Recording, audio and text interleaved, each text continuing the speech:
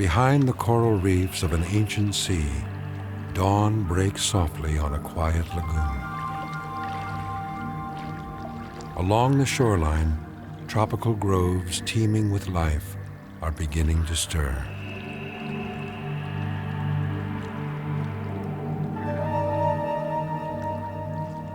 On this day, the forest will awaken to the cries of a newcomer.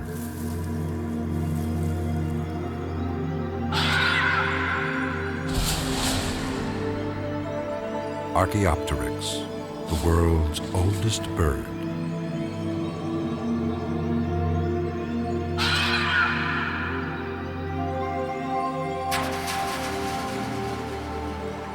"150 million years ago, the descendants of creatures from the land and sea first took to the skies. Today, more than 9,000 species of birds inhabit the planet. Their plumage, a masterpiece of design, granting them perhaps the ultimate freedom, flight. The origin of birds, even today, is somewhat of an evolutionary mystery. But Archaeopteryx may have offered scientists a key.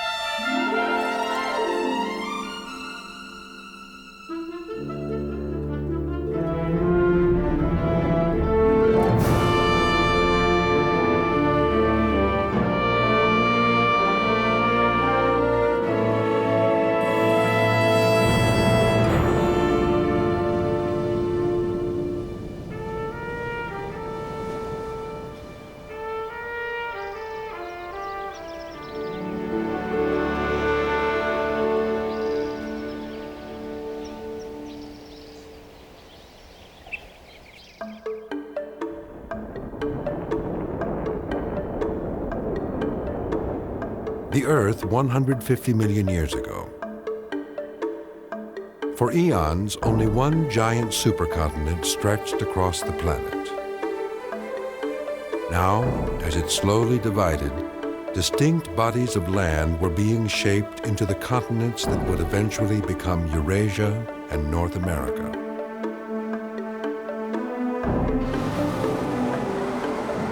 At the time, the dinosaur was king. Animals of epic proportion roamed throughout North America. Giants feasting on lush forest land that spread from coast to coast. But to the east, a completely different scenario was unfolding. Situated much farther south than it is today, Eurasia was largely underwater.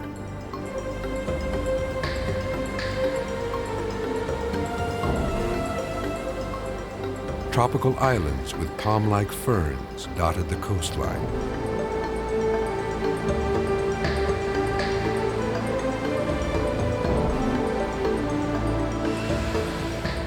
In the Jurassic period, the sky was the domain of the so-called winged lizard, pterosaur. It was the first vertebrate to fly. Pterosaurs probably descended from small reptiles or dinosaurs, forming the first successful line of flying creatures.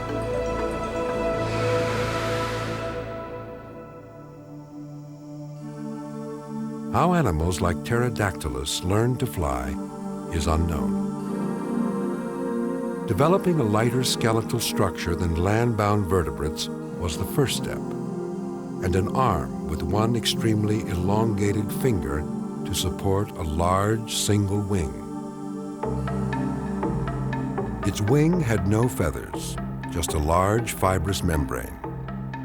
Folded compactly, These giant wings allowed pterosaur enough mobility to climb trees. Hollow bones with sturdy but light weight support were another new evolutionary design.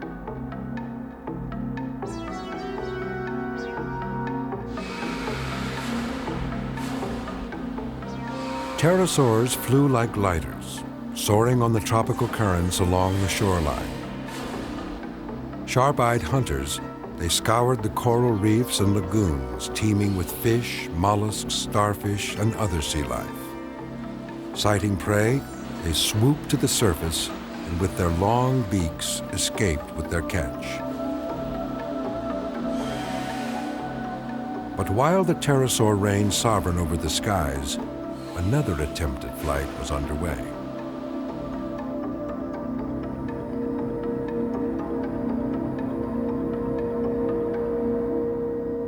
These rolling hills in the Bavarian countryside of southern Germany were once covered by tropical lagoons. Over time, their soft, muddy sediments hardened into beds of limestone. Today, that limestone is quarried in the town of Solnhofen for use in building construction. But the slabs that peel away in thin sheets have also yielded remarkable finds for paleontologists.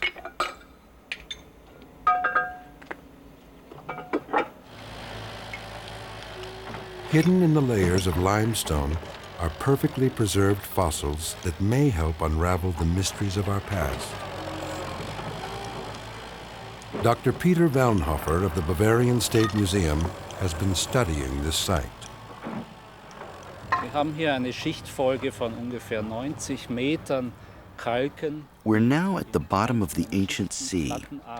This formation was made by the accumulation of the Jurassic Sea 150 million years ago. Der sich in diesen Lagunen gebildet hat. Wir haben hier eine Schichtfolge von ungefähr 90 Metern. There are about 90 meter-thick layers of limestone, and these lie in each formation like plates. The rocks were made of fine lime sponges, and they covered the ground and formed a lagoon. At the same time, from open seas and from the land, organisms, animals and plants were washed to this place and accumulated in this lagoon. They died and dried and accumulated on the ground, buried in the mud, and the muddy layers that covered the ground preserved the fossils as a result. This mud on the ground turned to rock from the pressure of the sediment.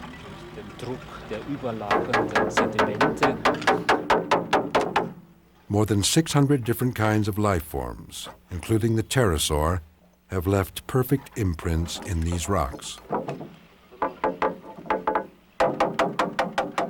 Among them, one unusual fossil of a creature discovered more than a century ago, an animal that ignited debate in 19th century scientific circles about the new theory of evolution.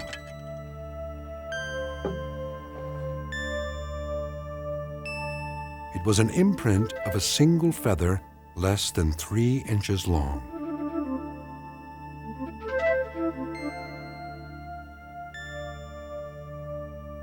Next to surface, a fossil without a skull.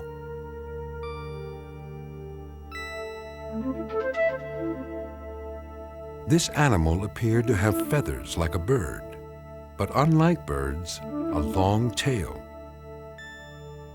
Perhaps most puzzling of all, its legs looked reptilian.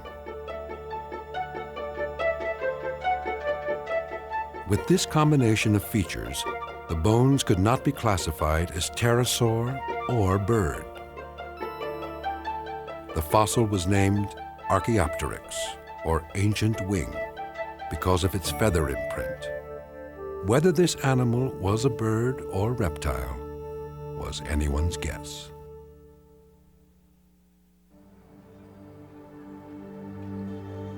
Bird or reptile? The debate over Archaeopteryx continued at full tilt. Finally, the fossil landed at the British Museum of Natural History. Its superintendent was Sir Richard Owen, a leading 19th century anatomist. Examining the fossil of Archaeopteryx, he made his pronouncement: unequivocally a bird.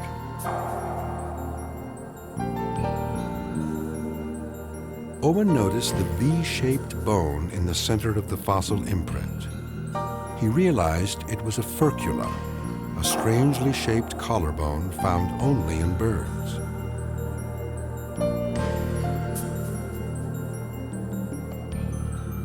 An Archaeopteryx fossil found in 1877 clearly showed the presence of wings. The first specimens found were so perfectly preserved that they were thought to be forgeries.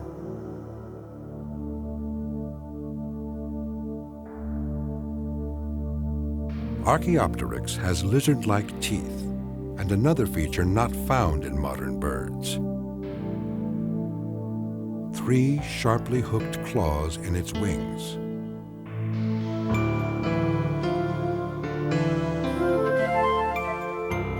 Despite its somewhat reptilian features, this indeed was the world's first bird.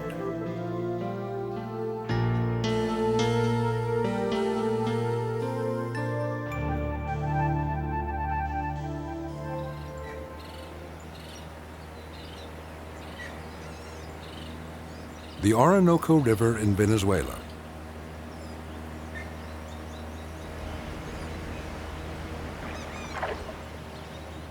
A habitat resembling Archaeopteryx's primitive nesting ground.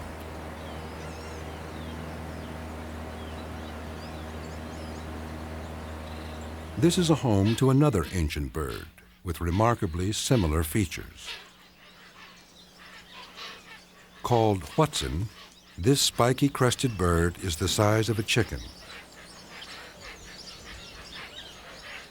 The adult bird has no claws in its wings, but the newborn chick has hooked claws just like Archaeopteryx, the only modern bird with vestiges of its evolutionary past.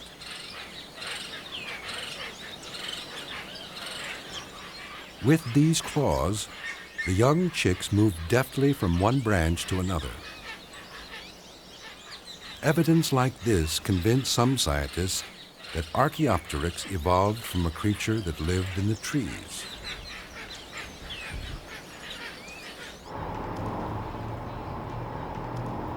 Experts still have many conflicting theories about the origins of birds. At the University of Kansas, Dr. Larry Martin describes how he thinks birds evolved. Martin believes that primitive arboreal reptiles developed feathers to help them glide through the treetops. He's convinced that a relative of Lagosuchus, a reptile that lived more than 200 million years ago, is the ancestor of birds. The protobirds would have been small lizard-like reptiles that lived in trees. I don't think that they would have been very well adapted for bipedal locomotion on the ground. It seems at least reasonable to suppose that feathers originally were used as flight structures. If an animal can leap or glide from tree to tree, it can move quickly and efficiently through the forest.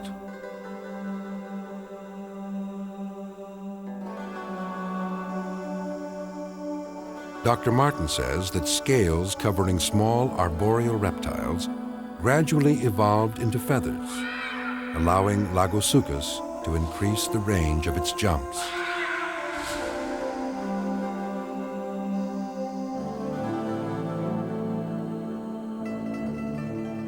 Though they look entirely different, both scales and feathers are made of the same substance, a protein called keratin. Reptiles originally developed tough scales to protect their skin. But over time, Martin suggests, their transformation into feathers gave them freedom to glide through the forest.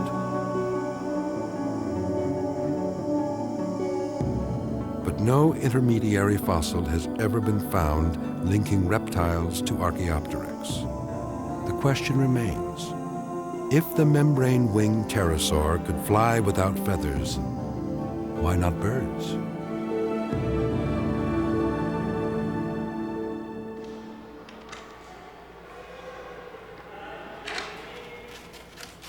For 20 years, the Archaeopteryx fossil preserved at the Jurassic Museum in Bavaria was mistaken for an entirely different animal. A dinosaur called Compsognathus. Compsognathus was a carnivorous dinosaur about 2 feet long that lived in the late Jurassic period.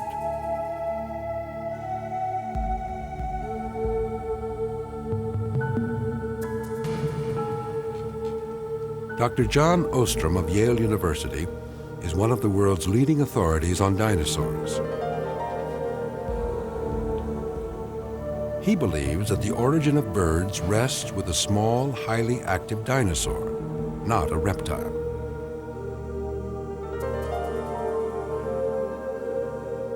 Dr. Ostrom has done a comparative analysis of Archaeopteryx and Compsognathus and identified 20 significant points of similarity between the two. The skull, the backbone, the pelvic girdle, and almost every other feature of the skeleton.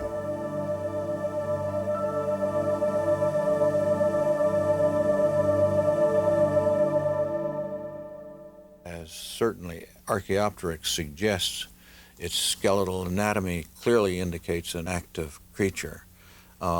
It may then have been warm-blooded or endothermic.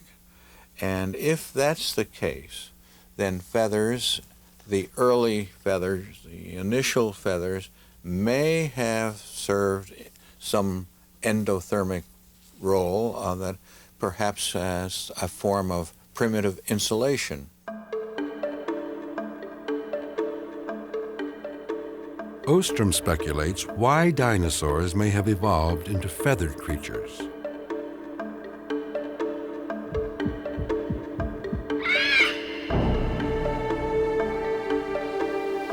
With a bird-like metabolism, he argues, Compsognathus had to maintain a consistently high body temperature to keep up its activity level. So its scales evolved into feathers for insulation.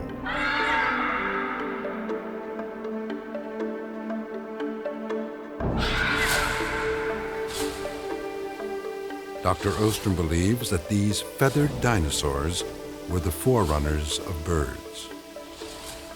Birds can fly using their forearms or wings, and they can use their legs and feet as legs to run about.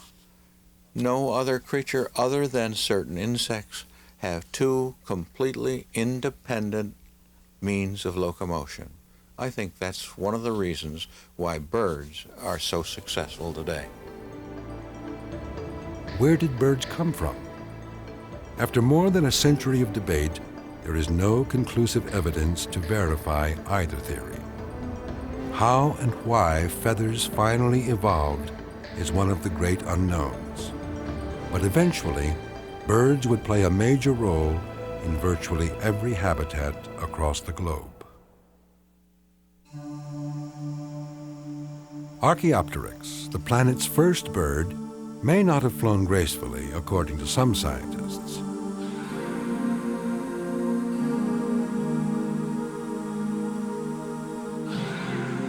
But it may have been better equipped to fly than previously imagined.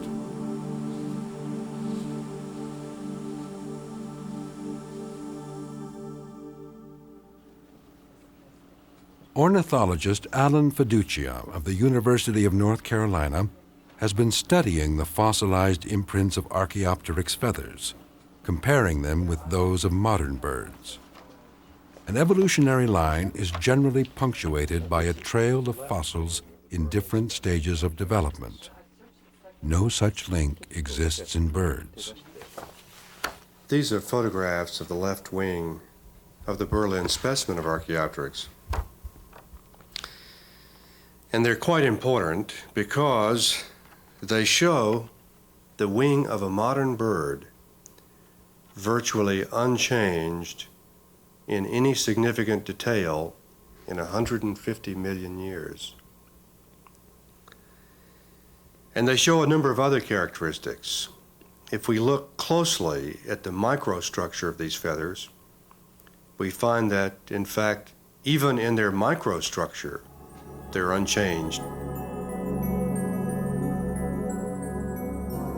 This is the feather imprint of the first Archaeopteryx fossil discovered in 1861. The shaft of the feather, from base to tip, is a little off-center.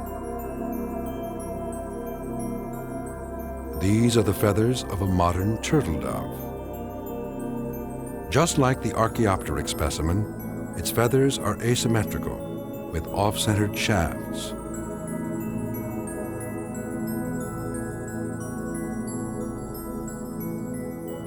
Viewed in cross-section, a single feather undulates in a gentle S-curve. This anatomical feature is shared by all birds that fly. The secret to flight was, in fact, this asymmetry.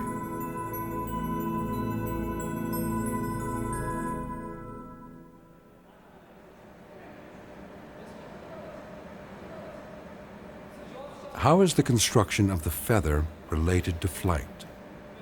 Dr. Akira Ozuma of the University of Tokyo conducted this experiment.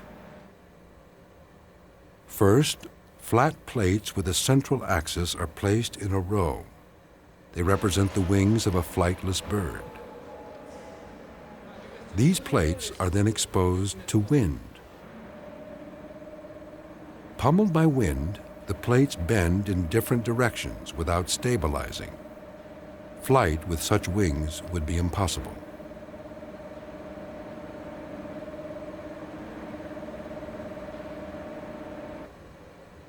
Next, an experiment with undulating plates bearing an off-centered axis to simulate the wings of Archaeopteryx and other birds that fly.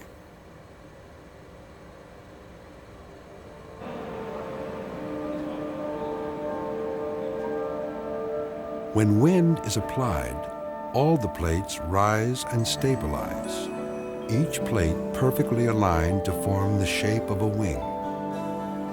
These undulating plates are stable even when exposed to strong air currents. The wings of modern aircraft are designed on the basis of this aerodynamic shape.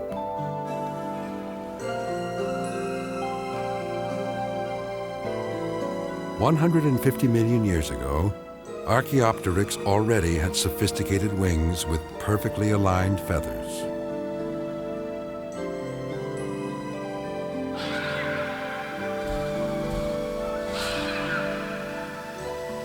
Racing through the forest, scientists believe Archaeopteryx was an agile runner.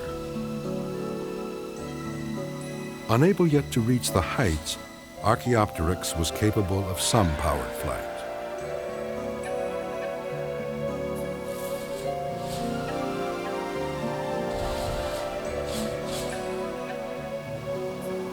But far beyond the treetops, pterosaur dominated the Jurassic skies. Unlike Archaeopteryx, pterosaurs had lighter bodies and hollow bones, allowing them to soar. To date, only half a dozen Archaeopteryx fossils have ever been identified, all from Solnhofen, Germany. In 1992, another bird fossil was discovered in China.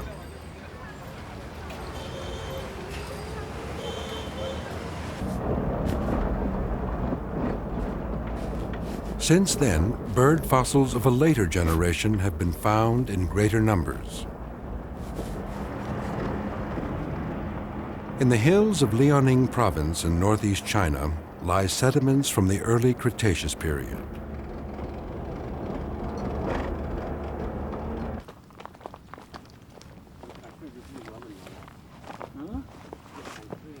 This was once a subtropical region like Solnhofen, with forests of ferns and palm trees encircling a large lake.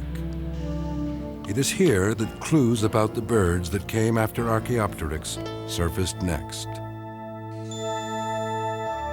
Cynorus, or Chinese bird, was about 4 inches long.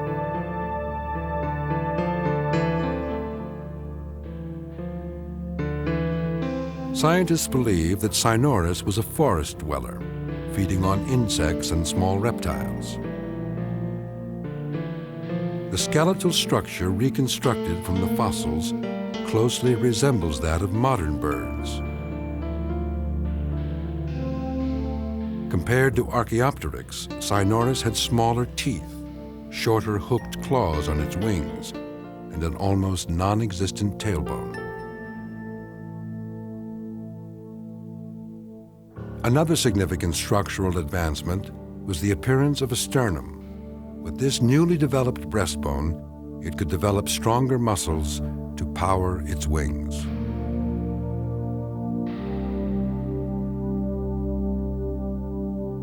But like the ancient pterosaurs, the most important anatomical feature observed in Cynorus is hollow bone, allowing for more efficient flight.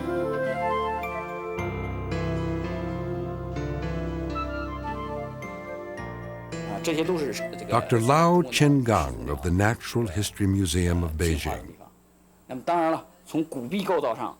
Cynorus's hollow bones were equipped with special air sacs. Those air sacs in the bones and in other parts of the body were connected to the lungs. With this kind of a system, it was able to use the oxygen in the air to produce maximum energy. Air sacs are essential to sophisticated flight. More than 100 million years ago, Cynorus had nearly perfected the body structure found in modern-day birds, a development that would eventually lead to an evolutionary explosion within the species. When they branch off and achieve flight, they seem to undergo a burst of evolution, something we've never seen before. But due to the enormously physically restrictive demands of flight, coupled with the extraordinarily high metabolic rate evolved by birds, and feathers, which are almost magical structures, this produced an animal which had never been seen before.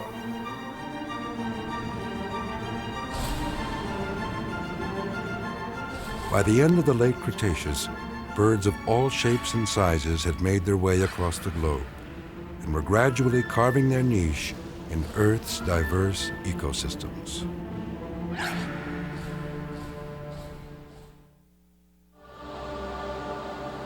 Millions of years would elapse between the bursts of evolution that launched life in the seas.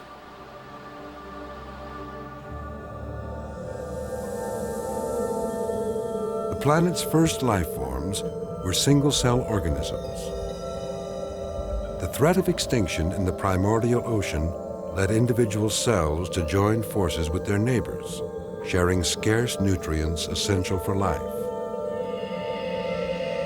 To survive, they would merge, forming a new unicellular organism with 2 separate strands of DNA. This was the beginning of sexual reproduction. These integrated cells reproduced differently from the earliest life forms, which multiplied asexually by replicating their own bodies. First, they copied both sets of DNA, producing 2 identical pairs. The strands of DNA approach each other, randomly mixing their genes. Next, the 4 sets of DNA, each with a different genetic makeup, split into individual cells.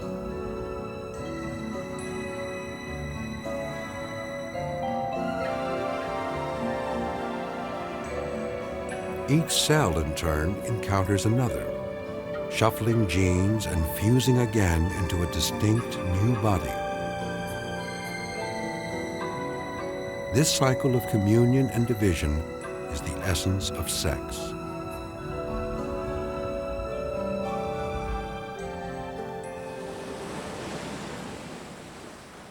500 million years ago, the Cambrian seas surged with life.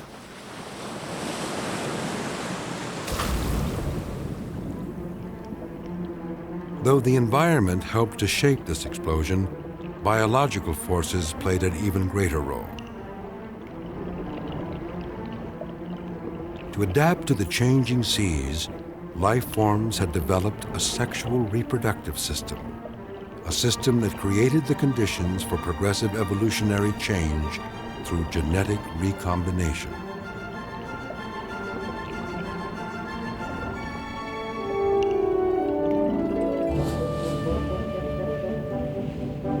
Birds developed feathers, an adaptation unique to their species.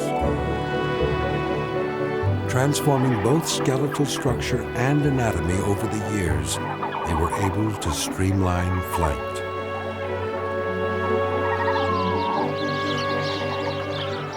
The process of evolutionary experimentation would ultimately allow birds to thrive in almost every habitat across the globe.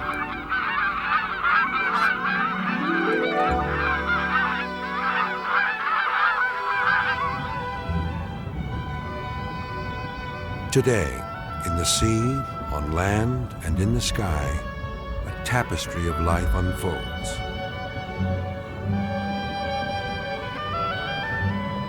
The creatures on Earth number well over 30 million different species.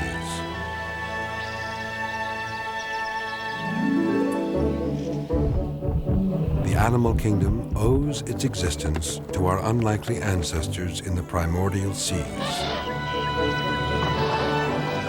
Passing on their hardiest genes to generations that followed, these simple multicellular organisms would transform the face of the planet.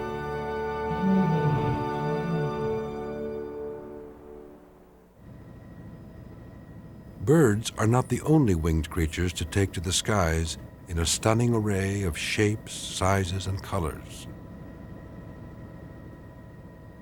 Butterflies are models of diversity, even within a single species. Here in the tropical rainforests of the Amazon lives an elusive butterfly known as the jewel of the forest. Catching it requires special bait, in this case, fermenting bananas, because these butterflies like to feed on the juice of overripe fruits.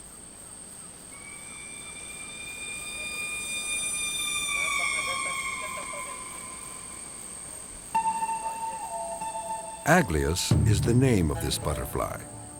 Its red and blue wing patterns stand out against the dark of the forest.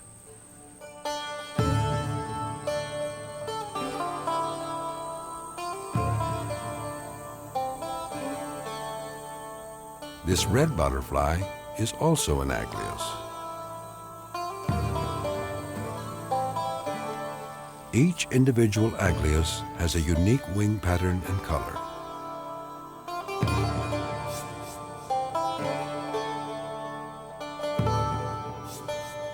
They all belong to the same species. Aglaus butterflies are constant innovators in the realm of genetic design. Every wing pattern comes in the three primary colors, red, blue, and yellow. But no two butterflies look alike.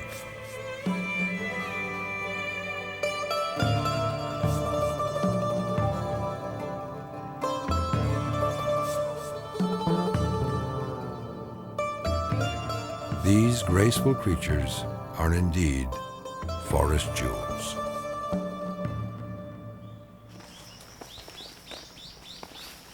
Across the globe, in Okinawa, Japan, ecologist Kenji Uesugi believes that there are many important reasons for diversification. Mr. Uesugi has been studying a type of butterfly called Menelates polites. It's a kind of swallowtail butterfly with a white striped pattern on its wings. Some of the females of this swallowtail species have slightly different wing patterns. Red spots accentuate the white band. This distinctive design is the result of generations of change in the gene pool. The red-spotted butterflies here are in the minority. Because the males prefer the white-striped females, the reds have fewer opportunities to breed. These butterflies have predators, birds like the bulbul. In perpetual threat of attack, some of the eye-catching white butterflies show battle scars, chunks missing from their wings.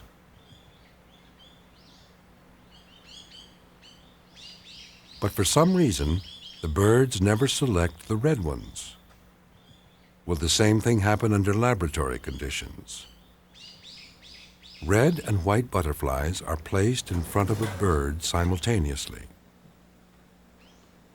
Avoiding the red, the bird again selects the white. The results are repeated again and again. In each case, the red butterfly is left unharmed.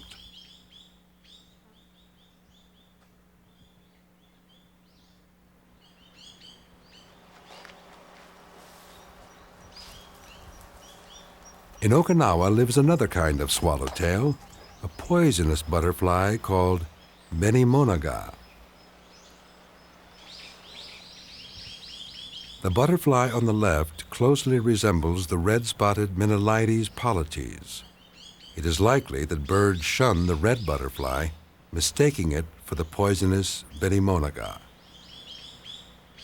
Showing off its individual design, the red-spotted butterfly has greatly reduced its risk of predatory attack.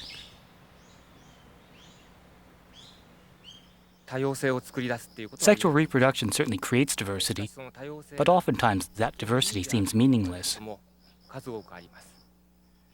However, the creation of that seemingly meaningless diversity, or mutation, and its staying power is of extreme importance in that it expands the possibility for survival when the environment changes. Genetic diversity provides assurance that life will continue, surmounting the unpredictable and sometimes threatening forces of nature.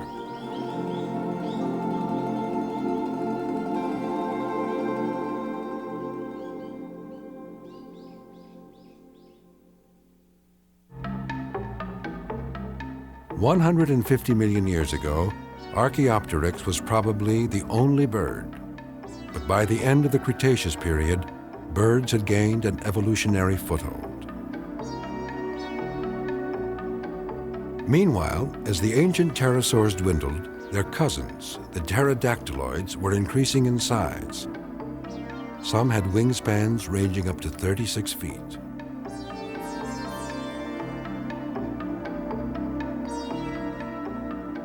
In 1985, American scientists, using models, conducted an experiment in the desert to find out how these giant pterodactyloids flew.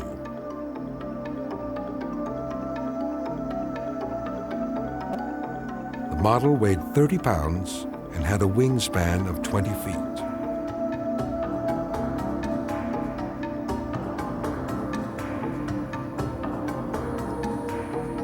Graceful flyers, pterosaurs of the late Cretaceous would catch the slightest draft with their huge wings and glide for hours at a time.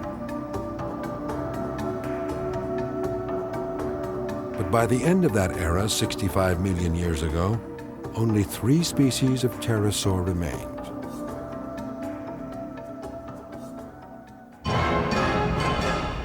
At about that time, an asteroid 6 miles wide crashed to Earth with the force of an arsenal of nuclear bombs.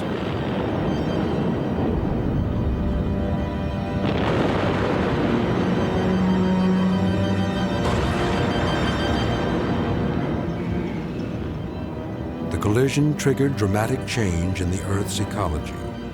Clouds of debris hovered in the atmosphere, blocking out sunlight. And for at least a year, the planet endured a winter of destruction. Entire species of plants and animals perished. Among those lost to history were the kings of land and sky, the dinosaurs, and the once thriving pterosaur.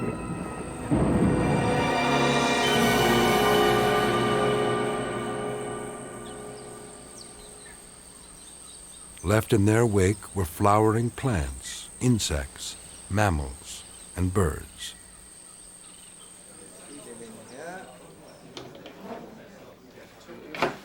Dr. George Whitfield of Reading University in England is an expert in biomechanics.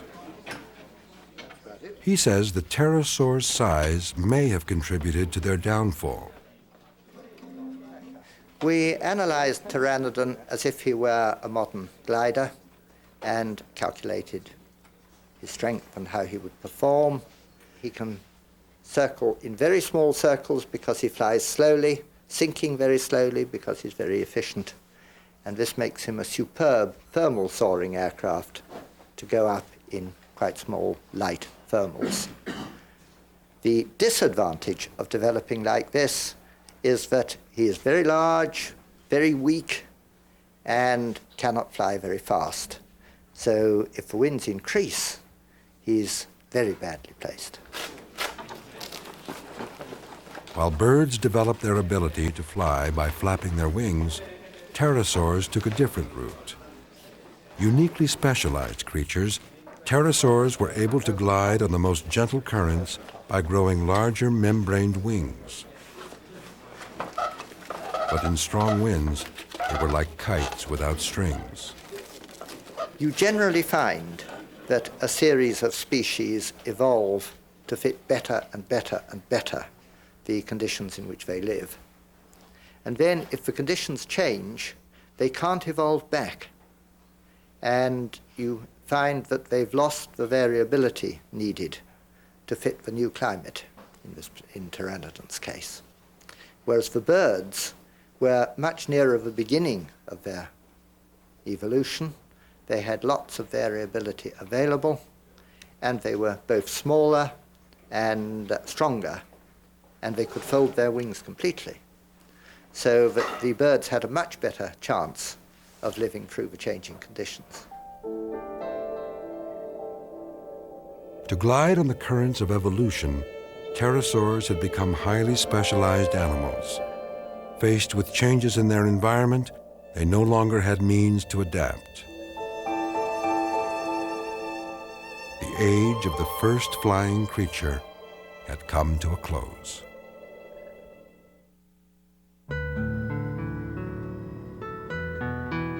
Though the pterosaur had vanished, for birds, the age of flight had just begun. So perfectly adapted for life in the skies, it is hard to imagine that birds had once descended from reptilian creatures.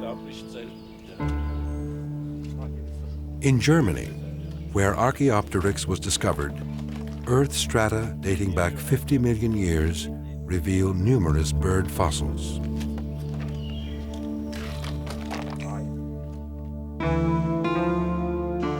This long-legged bird resembling a modern flamingo.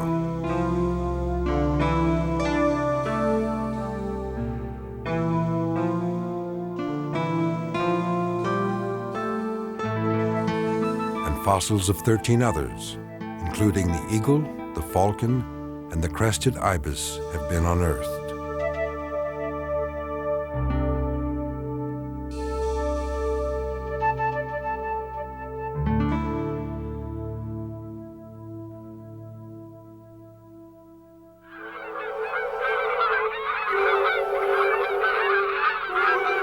Today, birds flourish in every corner of the globe, from the polar regions to the equator.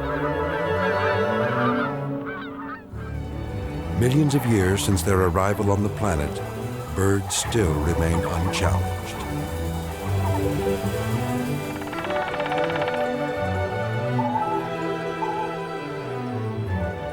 Some migrate thousands of miles across oceans and continents each year.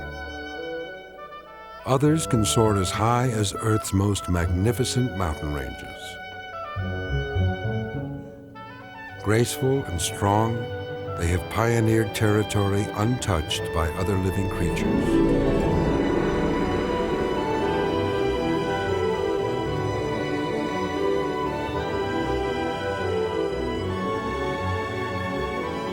Driven by instincts unknown to man, they made the evolutionary leap that has eluded others, overcoming the inescapable tug of gravity.